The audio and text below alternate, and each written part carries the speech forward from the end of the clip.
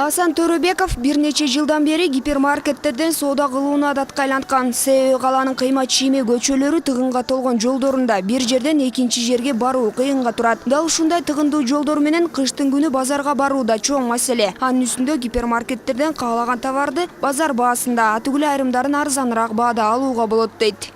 Супермаркет, гипермаркеттердин баалары базардыкындай эле болуп калды. Кээде андан да ылый болот экен. Ошондуктан биякта таза, басып жүрүшүңө ыңгайлуураак дегендей. Тыгылышпайсың, түтүшпөйсүң. Мисалы, сахарды алганда да, мисалы, сахар канча турчу элем мурунчу? 32 канча сом? Мисалы, биякта, базарга барсаң, ошол эле сахар 35 сом, 38 сом болуп калышы мүмкүн да. Ошон үчүн кээде биякта арзаныраак да болуп калат экен, и, конечно, ыңгайлуу. Мезгилдин агымы менен гипермаркеттеги керектүү буюм тайымдарда көбөйүп жаткандыгын шаар тургундары жашырышпайт. Маселен, тамак-аш, айыл чарба шаймандарынан тарта, кийим-кече, окуу куралдарына чейин. Анын үстүндө ар дайым атайын арзандатуулар орун алып, дисконттук карталарда каралган дешет. Өзүң каалаганыңды аласың да, бертең каалаганды басып барып. Ошо жакшы, и ассортимент хороший, выбор хороший. Баары сонунда.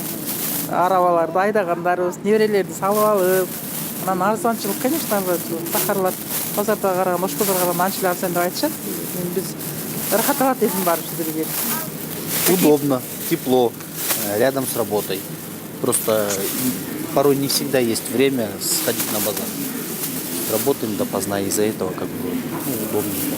Гипермаркет бул жер деген базардын эле баасы, базарга тетиякка баргы чакты бул жер жакын болуп атат үйүмө.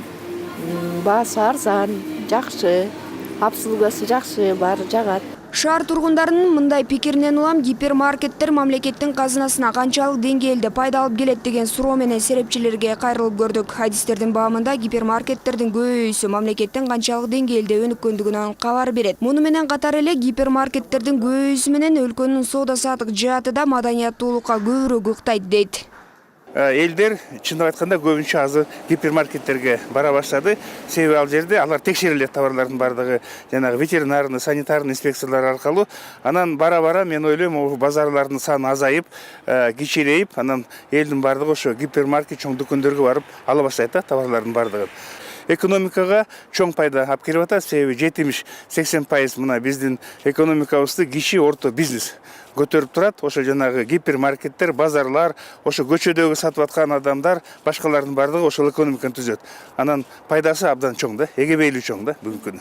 Адистер мындан сырткары гипермаркеттерде кышкысын жылуу, жайкысын салкын болоорун баса белгилөө менен буюм сатып алууда ар дайым кеңешчилер болоорун, ошондой эле банктык карта төлөмдөрүн колдонууга мүмкүн экендигин айтышат. Эң башкысы баардык нерсе бир эле жерде болгондуктан ары бери басып убара болбойсуң. Анан да таразалары так коопсуз экендигин баса белгилешет.